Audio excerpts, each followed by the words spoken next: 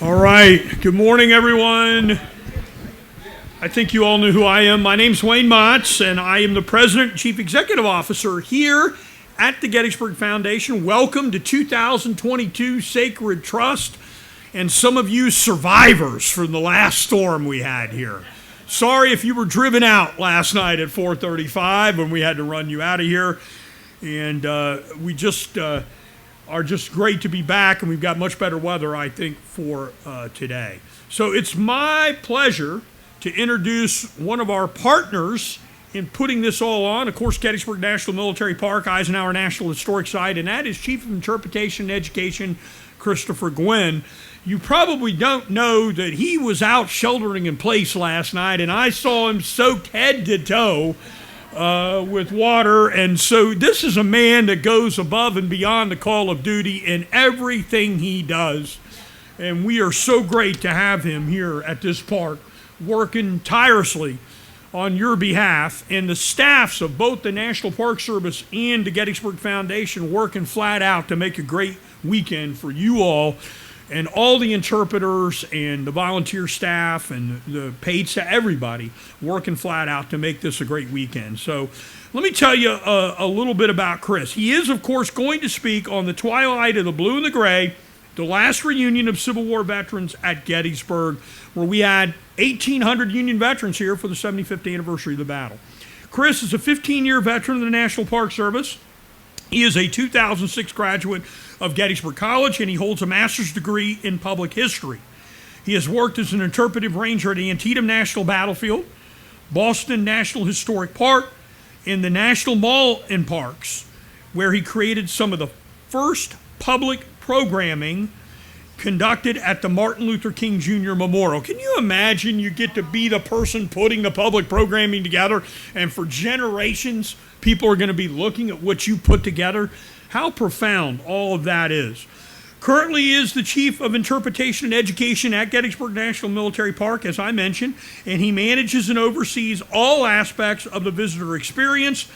He's written numerous articles and journal entries on the battle and the Civil War era.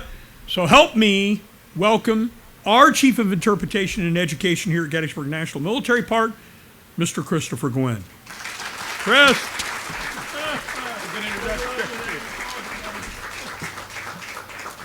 Thank you, Wayne. Thank you to you all as well in the tent here with us. That was a very generous introduction. Thank you, Wayne. My word. Well, what I will say is I've been here long enough to have known 3 or 4 presidents of the Gettysburg Foundation. Wayne's the first one that knows where Barlow's Knoll is without having to look at a map. So that's pretty good. That's a compliment. Yeah, he's been a breath of fresh air here at the foundation. He's wonderful to work with, as well as the staff of the foundation who's worked tirelessly to put this event together. So I'm so grateful to Wayne, to the foundation, and of course to the Rangers who are out doing the programming. And again, grateful to you. So, between the 30th of June and the 4th of July, 1938, 1,845 surviving Civil War veterans, each with an attendant in tow, journeyed to the Gettysburg battlefield. They traveled an average of 700 miles.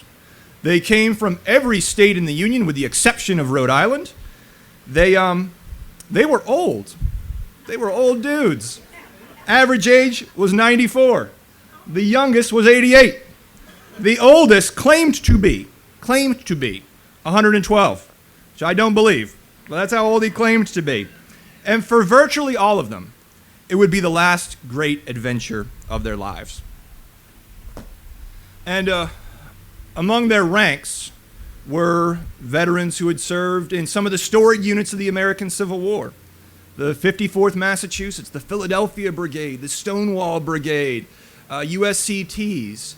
They encamped on the Gettysburg battlefield in the shadow of Oak Ridge. They swapped stories and anecdotes. They saw monuments dedicated.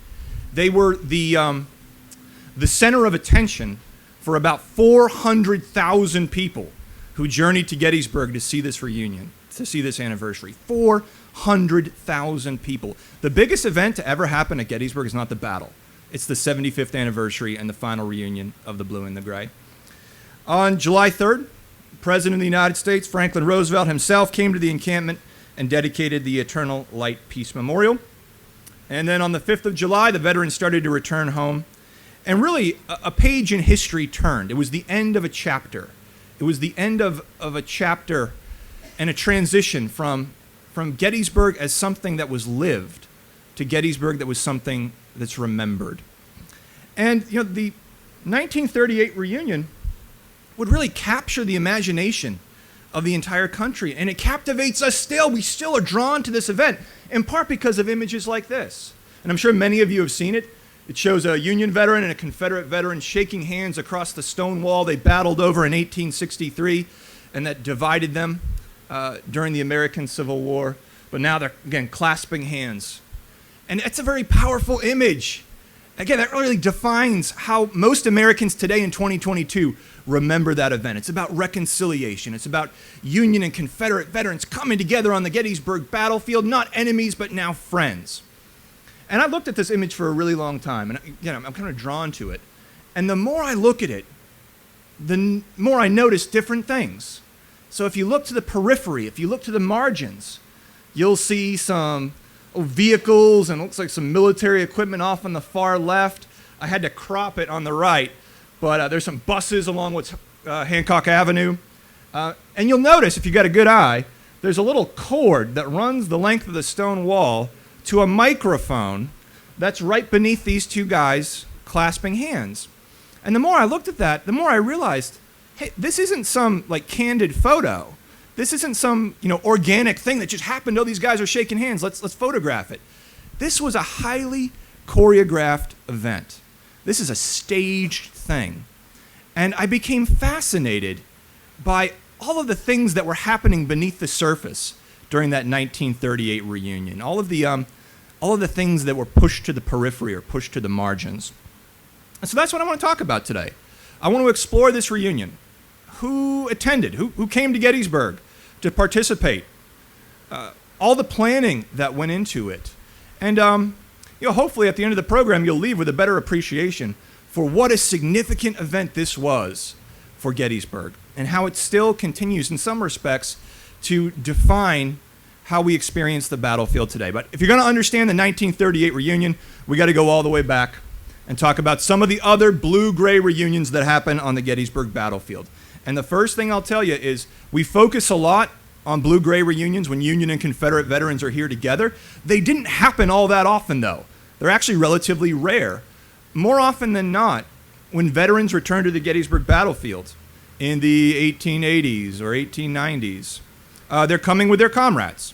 So the veterans of the 5th New Hampshire are going to journey down here together to dedicate the 5th New Hampshire Monument. Or a GAR group is going to come down here and encamp on East Cemetery Hill. They're coming as, again, Union veterans usually, not blue and gray. So when it does happen, it's significant. The most significant one, or really the first one, is in 1887. These are veterans of Webb's Philadelphia Brigade and members of George Pickett's division, veterans. They return to the battlefield.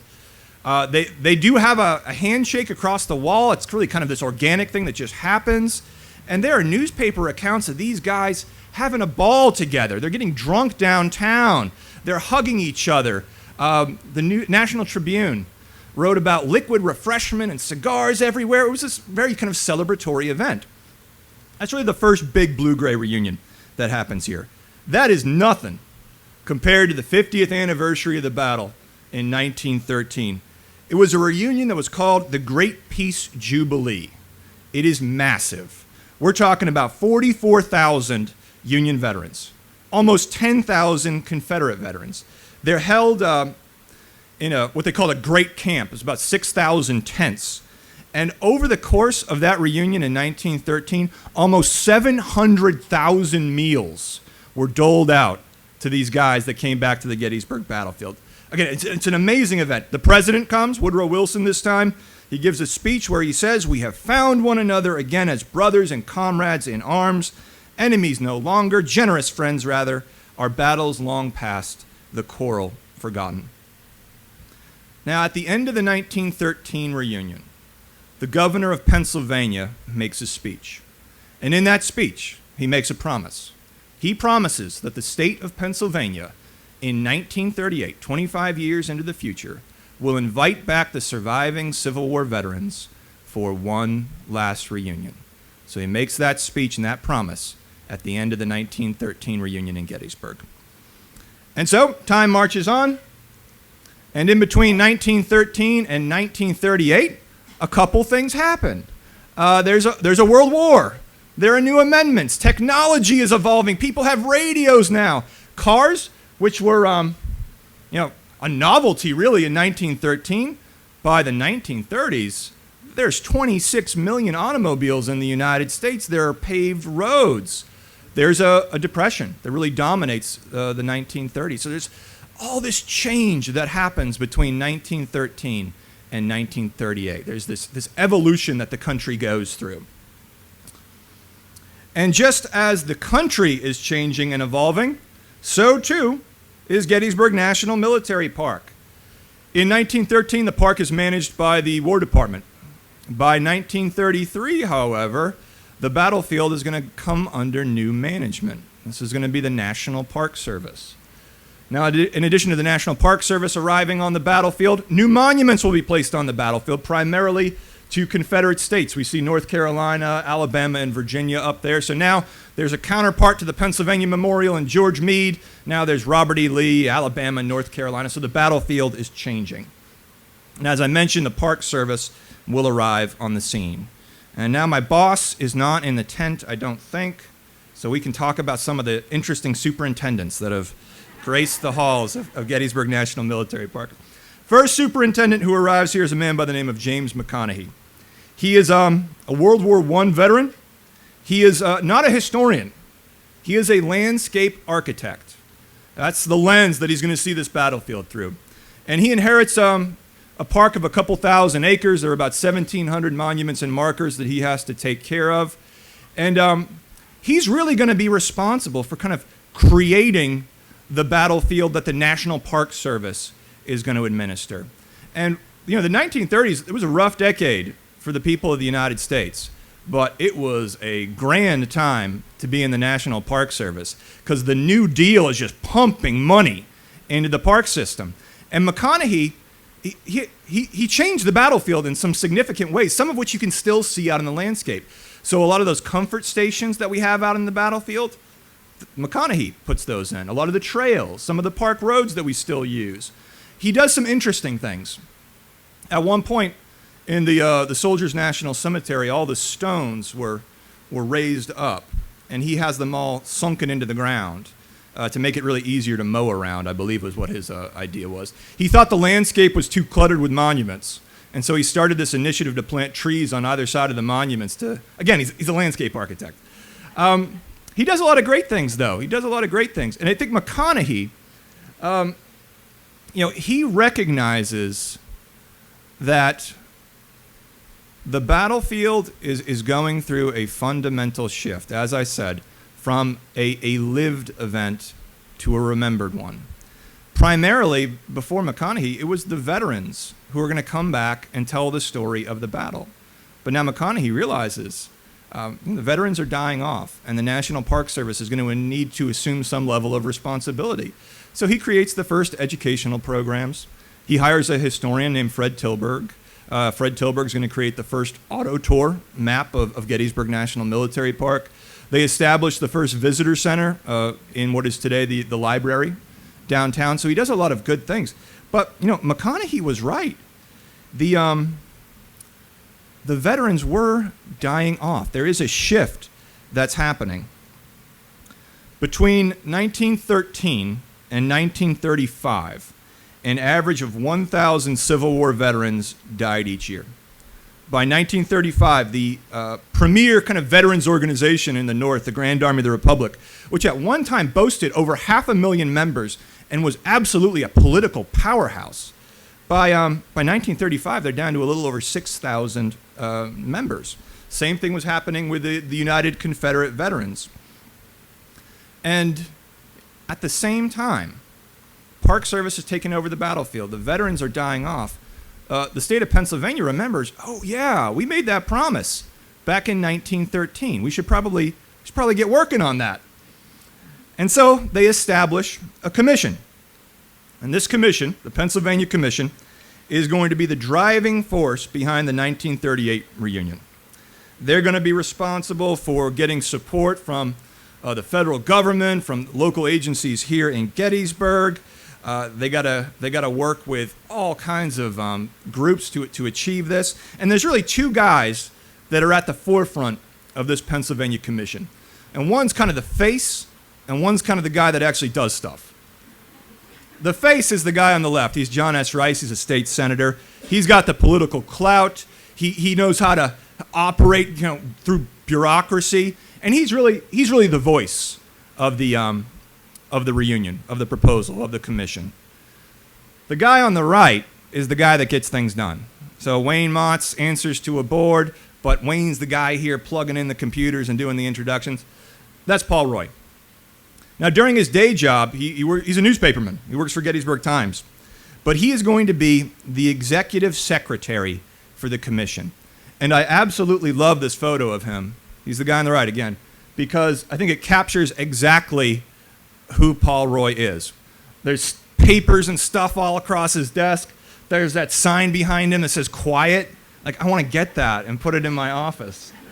Paul Roy, he has some concerns. In the spring of 1935, his first concern is that are Americans even going to be interested in a Civil War reunion? Do they even care? It's tough to care about Civil War veterans when you don't have a job. It's tough. So does the public even support this idea? Two, he has no money.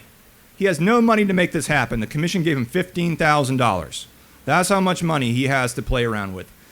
Perhaps his biggest concern is he's not even sure the Civil War veterans who are still alive want to come back to this.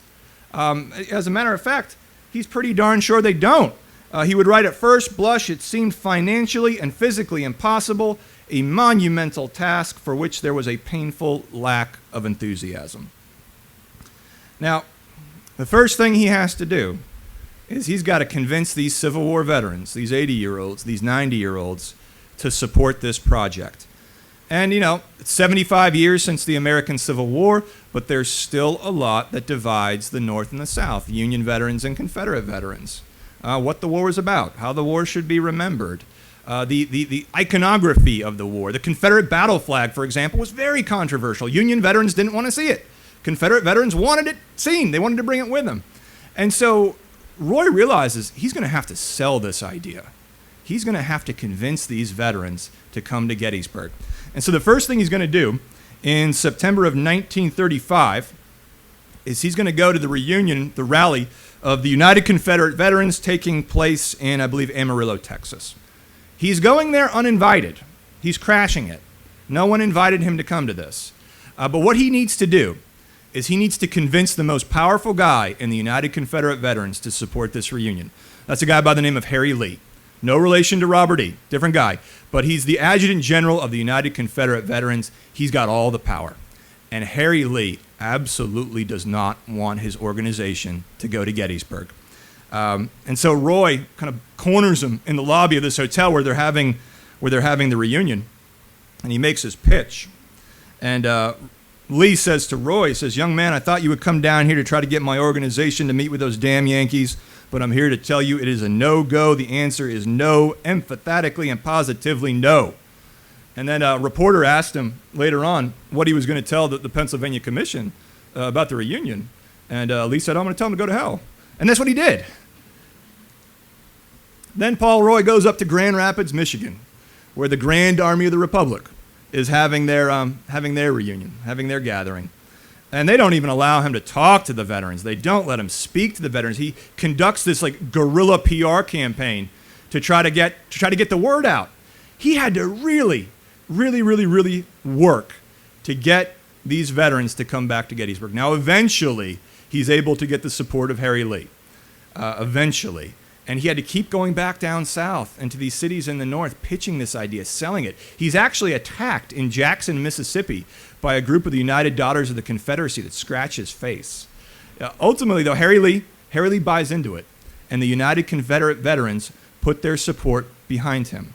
Now, the Grand Army of the Republic never formally or officially recognized the reunion. They said their members could go if they wanted to. but they were never going to co-sponsor it. Ultimately, the pitch he made to quell things was that he told the Confederate veterans they could bring their battle flag.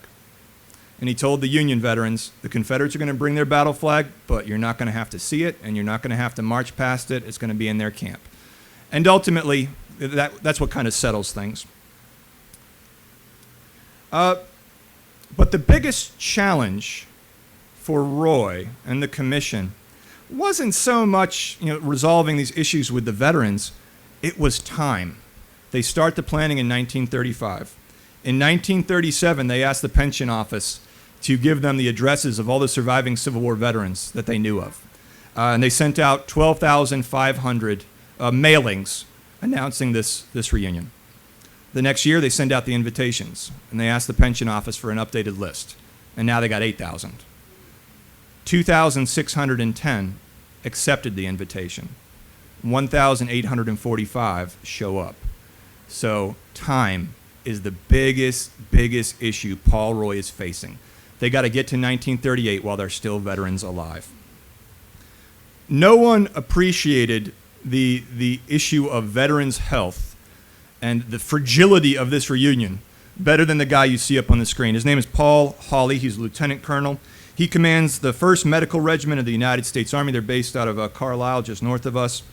And he's got to be the guy that's going to take care of these aged Civil War veterans when they come back to the Gettysburg battlefield.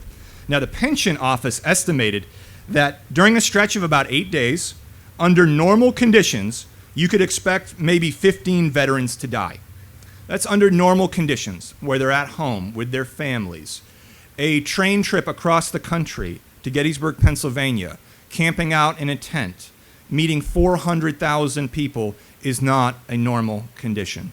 And Hawley estimates that during the 4 days of the reunion, July 1 to July 4, that as many as 90 veterans would die under his care. Now again, in 1913, when these veterans came back to the battlefield, they encamped in these army tents out where the Pickett's Charge fields are. And Hawley and the Pennsylvania Commission recognized that in 1938 they're going to have to do a little bit better than that.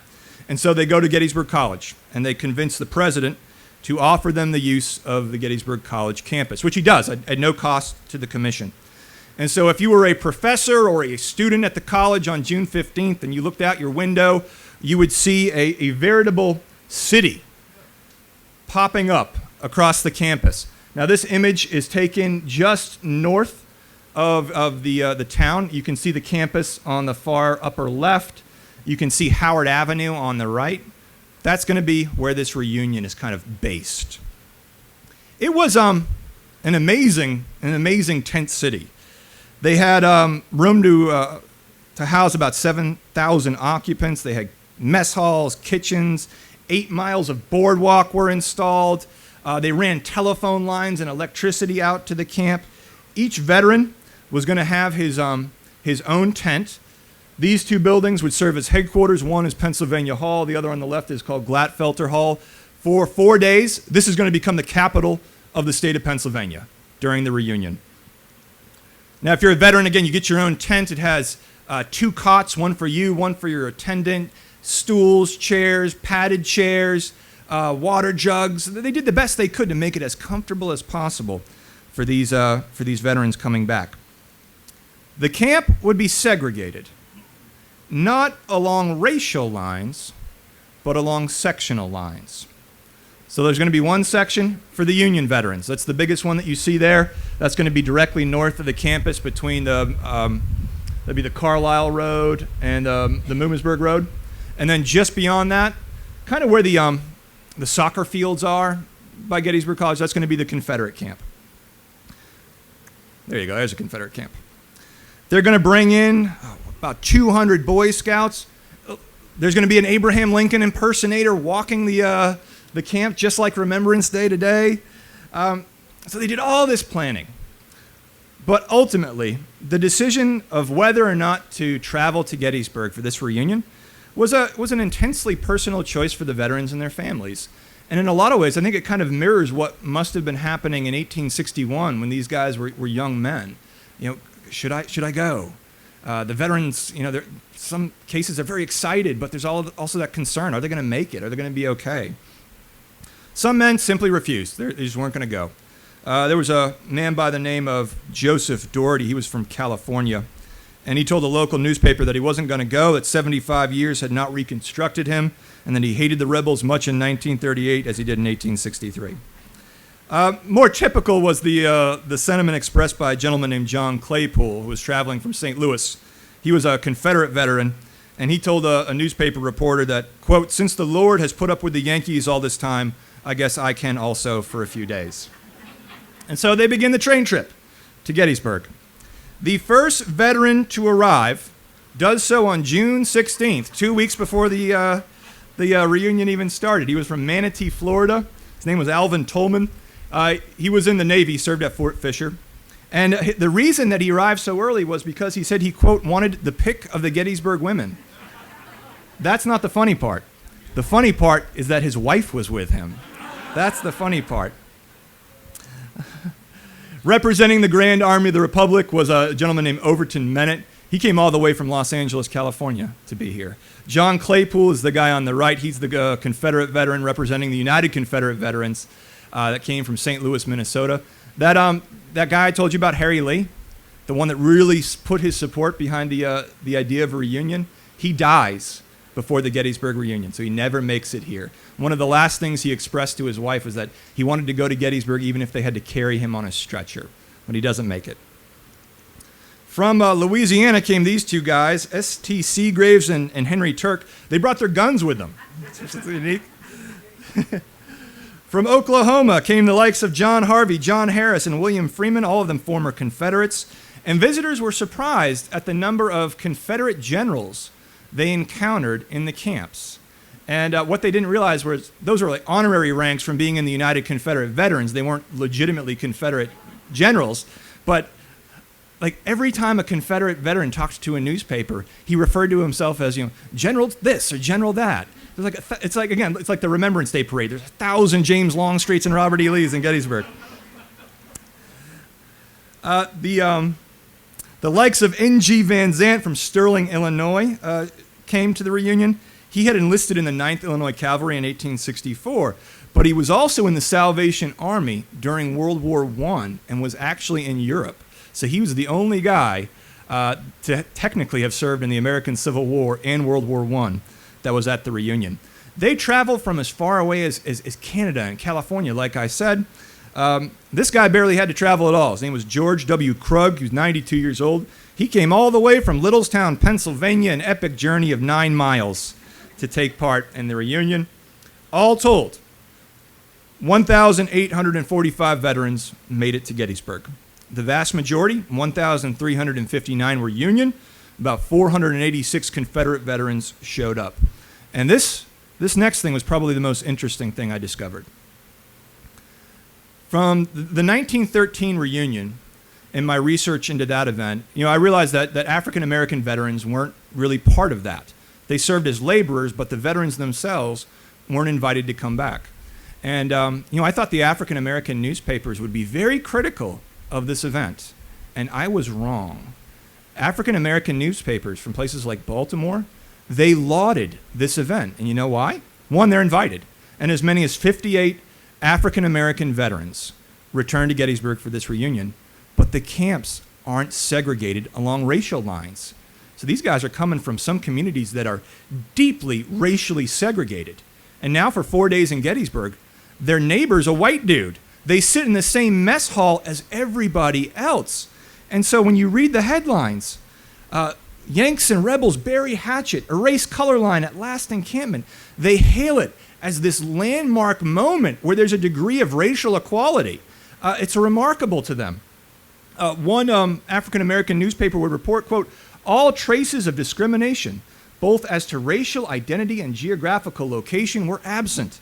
All eat together. Vets filed in side by side. No one moved away from his neighbor diner, but began a conversation.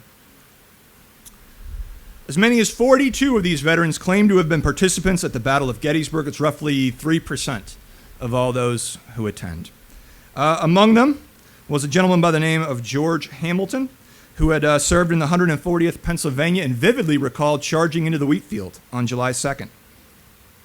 William Jackaway at 97 years old, was the last surviving veteran of the 72nd Pennsylvania. And when reporters talked to him, the first thing he did was complain. He complained about how the battlefield didn't look like it did in 1863. I hear that complaint every day. So some things transcend time. He said, take that little round top there, all covered with brush. When we were there, it was as bare as a turkey gobbler's snout. So gotta maintain the landscape. On the second day of the reunion, he goes out to the 72nd Pennsylvania Monument, and some reporters are with him. And they watch him trace the lettering on the monument with his finger, and he's visibly overcome with emotion. And he turns and he says to himself, they were a fine bunch. And then he said to a reporter, and don't ever forget it, they stopped that picket fellow. James Hammaker, Company G, 50th Virginia, is at Gettysburg on July 3rd. He's wounded at Culp's Hill. He's captured. He becomes a prisoner of war. He was actually wounded twice. He survives. He's from Texas, and he makes the journey back. And more than anything, what he wants to do is he wants to go to Culp's Hill, and he wants to find the tree that he hid behind during the battle. Well, he boards the train, and as the train is making its way through Baltimore, there's a kind of sharp curve that the train makes, and he's in his bunk. And he falls out of his bunk and lands on the floor of the train car and smashes up his hip. He goes right from the train station to the hospital in Gettysburg. He begs the nurses to take him out to Culp's Hill on a stretcher. He spends the entirety of the reunion in that hospital, though. One of the most interesting veterans to return was a man by the name of Otto Richard Gillette. He was 93 years old. He was formerly of the 2nd Mississippi, and he becomes kind of a camp celebrity. Now, there's actually a radio clip of Gillette talking to a reporter about Pickett's charge. He survived Pickett's charge. Normally I play the audio, but because of the setup here, it won't come through. But I'll read you the transcript. And the radio host asked Gillette, says, General Gillette, again, he's a general. General Gillette, will you tell us in your own words your experiences during the celebrated Pickett's charge at the Bloody Angle at the Battle of Gettysburg? To which Gillette responds, well, I belonged to Davis's brigade. We got about 10 feet up the slope, then we had to turn. Those that were living had to turn. The radio host asks, what do you mean by turn? Gillette responds, run like hell. Radio host, you don't mean to say, General Gillette, that soldiers run? Gillette, well, if one tells you he didn't, he's telling you a damn lie. There was no shortage of lies at the Gettysburg reunion in 1938. And it seemed as though for some of the veterans that time had bequeathed them an elasticity of their memory that over the course of the 4 days grew to just epic proportions. Gillette, for example, claimed to have served with Stonewall Jackson on his staff as a major, danced alongside Jeb Stuart, learned to play the banjo from Stuart's personal banjo player. He claimed to have known Jeff Davis personally. He said that he had multiple conversations with Robert E. Lee during the war. He kept a jug of whiskey in his veterans tent, and every time somebody would go by to talk with him, he'd pull out the jug of whiskey and they'd drink together. The oldest man at the reunion, claiming to be 112 years old, was William Barnes of Oakland, California. Now, Barnes was born a slave in Kentucky in 1864. He enlists in the 1st United States Colored Heavy Artillery. He is old, but he's not that old. He's not 112. But same thing with Barnes. The longer he's at the reunion, the bigger his stories get. So he claimed to have been wounded at the Battle of Gettysburg. He claimed to have seen Abraham Lincoln deliver the Gettysburg Address. When a reporter asked him what his secret to longevity was, he said, well, he drinks a gallon of gin a month, and that's how he stays healthy. The biggest liar of all was this guy. His name is John Sailing of Virginia, a Confederate veteran who turned out to not be a veteran at all. Later research determined he was all of 7 years old in 1865, so he probably didn't do a whole lot of fighting at Gettysburg. Regardless of this, these guys were celebrities everywhere they went. This gentleman, Martin Loop, is 96 years old. He set up shop at the top of the Oak Ridge Tower and was just signing autographs all day. One veteran got smart and he started to charge for autographs. And he was thrilled. He told one reporter by the end of the day he had 80 cents. The most popular place in the camp was the commissary tent, where the veterans were treated to complimentary hot toddies and eggnog. Now, they ate at separate times, at set times, but they could imbibe whenever they felt the need. And according to one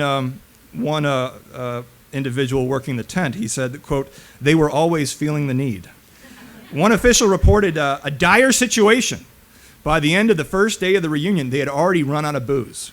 And so they had to dispatch an army plane to fly to New York to get cases of bourbon and rum and bring it back to the camp. Again, every veteran has an attendant. Every veteran has an attendant. And if you were an attendant, you got one of these instruction sheets. And I'll distill it for you. You have to do two things. One, keep your guy alive. Don't let him die. Two, don't damage government property. If you do either of those two things, you're going to be sent home. First official day of the reunion, again, is July 1st. It starts with speeches from Overton Mennett and John Claypool, the representatives of the GAR and the United Confederate Veterans. Overton Mennett and Claypool, they both do kind of the same thing when they speak. They both say, well, our side was right. We're happy to be here, though. And that's the kickoff for the reunion. The next day is Veterans Day, and they're really treated to a lot of modern military demonstrations. So, imagine being a Civil War soldier, being a survivor of Pickett's Charge or Antietam or Chickamauga, having hiked the dusty roads of Virginia and Georgia and Maryland, and now in 1938, you look over your head and you see B-17 bombers darkening the sky. You see tanks. You see the modern military equipment of the U.S. Army in 1938 parading down the streets of Gettysburg. That must have been a mind-boggling thing for these guys. How much technology had advanced from 1863 to 1938. The big day of the reunion, though, was July 3rd. It was called Memorial Day or President's Day, and that featured the dedication of a new monument on the Gettysburg battlefield, the Eternal Light Peace Memorial on Oak Hill, which I'm sure you're all familiar with. Now, that idea to create a peace memorial at Gettysburg was really established in 1913 during the 50th reunion. There's a veteran named Andrew Cowan. There he is. And in a speech he gives at the reunion in 1913, he proposes this. Let's make a monument to peace. And they actually form a commission to do this. And there's some big names on this commission. Joshua Chamberlain, I think Evander Law was on it at one point in time. But by 1914, Chamberlain is dead. The veterans start to die off. World War I happens, and everyone completely forgets about this idea. But they resurrect it in 1938. Let's see. And they have all kinds of proposals for what this peace monument was going to look like, where it was going to be. At one point, they were going to put it on Big Round Top, and they found that was not feasible. So they settle on the Oak Ridge location. It's designed by a gentleman named Paul Philippe Cray. And on July the 3rd, 1938, Franklin Delano Roosevelt, in front of a crowd of about 200,000 people, will dedicate this monument. And in a lot of ways, it's kind of a reflection of the reunion itself. It symbolizes in stone and granite this idea of reconciliation. It's made from Maine granite and Alabama limestone. It has an eternal flame burning on the top of it. They unveil it by having two veterans, one Union and one Confederate, remove the American flag. And Roosevelt will make a brief 10-minute speech in front of the crowd and the veterans. He would say, "Men who wore the blue and men who wore the gray are here together, a fragment spared by time. They are brought here by the memories of old divided loyalties, but they meet here in a united loyalty to a united cause, which the unfolding years have made it easier to see. All of them we honor, not asking under which flag they fought then, thankful that they stand together under one flag now." And again, that really encapsulates how the American public felt about this reunion. It's about reconciliation. It's about the country coming together. And I think Roosevelt, too, recognized that his speech at Gettysburg doesn't necessarily need to be about Gettysburg. Roosevelt is looking towards the future. He's seeing a country emerging from the Great Depression with potential war clouds on the horizon. And he's using these veterans as an example to the American people. If these old veterans who fought at Gettysburg can come together as countrymen once more, imagine what a united country can do. And there he is giving his speech. That evening, there's a fireworks display. And then the next day, the Confederates and Union veterans who traveled to Gettysburg started to board trains and head home.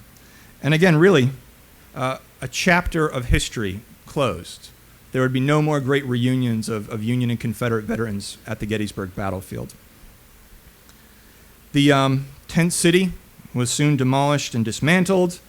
The event faded into history, and then Gettysburg College got back to preparing for the spring semester.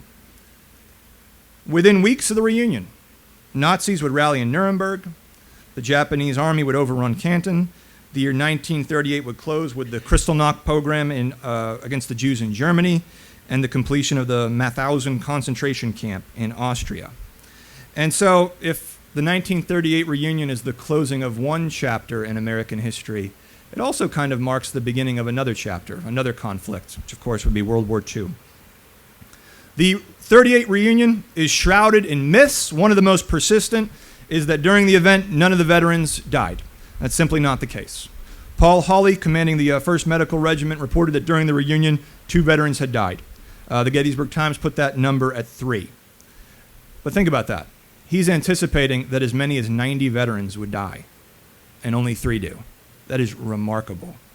Of the 1,845 veterans in attendance, though, Hawley's staff reported 1,563 quote-unquote outpatient treatments. So they treat virtually everyone for one thing or another, but only 3 die. Only one man goes missing, James P. Handock, 104. He escapes the camp. They can't find him. They scour the state. A cop finds him in Philadelphia watching a baseball game and taking a nap.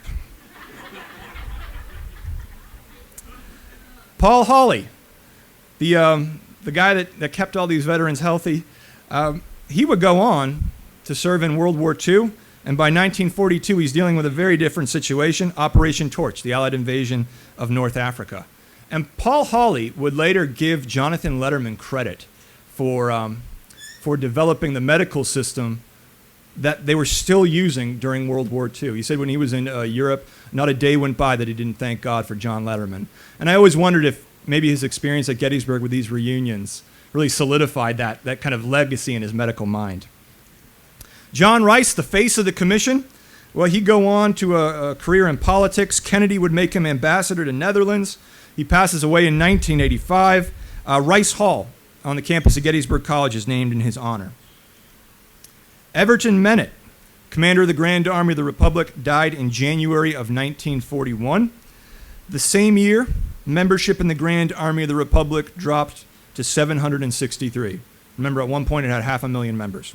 The last meeting of the GAR occurs in August of 1949 in Indianapolis, where the last 16 members parted ways for the last time.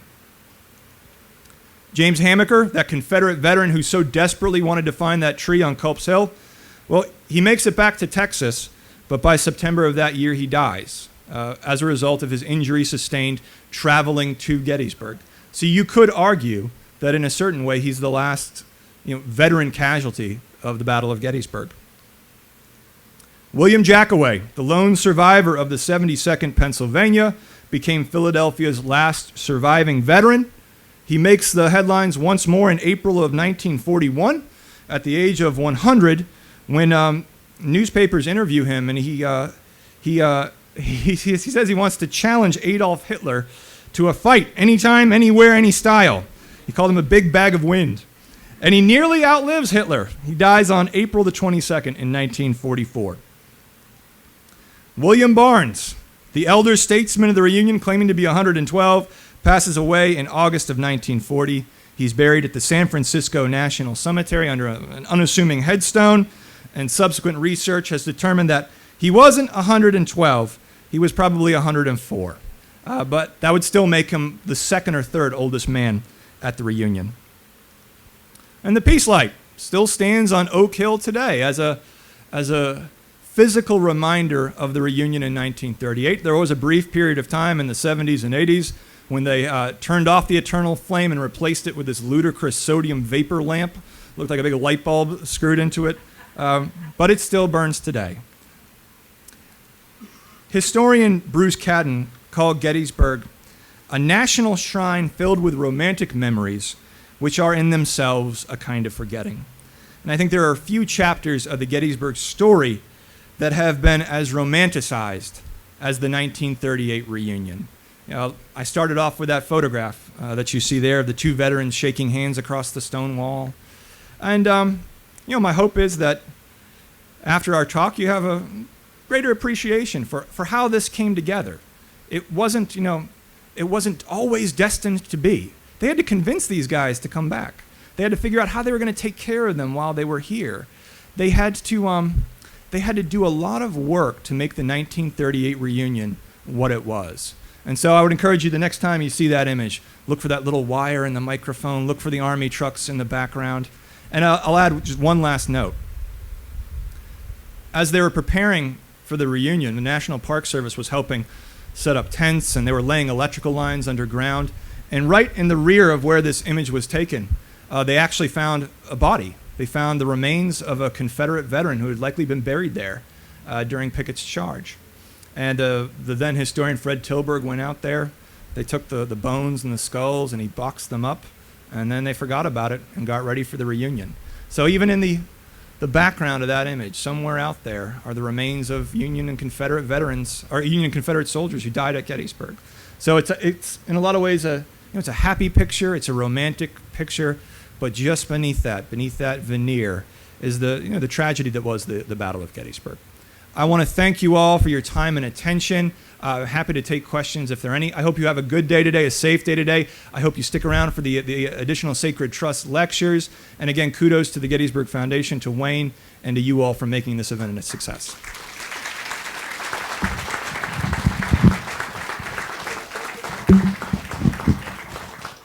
Listen, we all appreciate you coming. Once again, we will reconvene here in the tent for Dr. Carol Reardon, talking about the United States Regular Army here at Gettysburg at 1 p.m. So you're all going to go get a quick lunch break or get in to see the new exhibit, right, that we've been talking about. So thank you. See you in a little bit.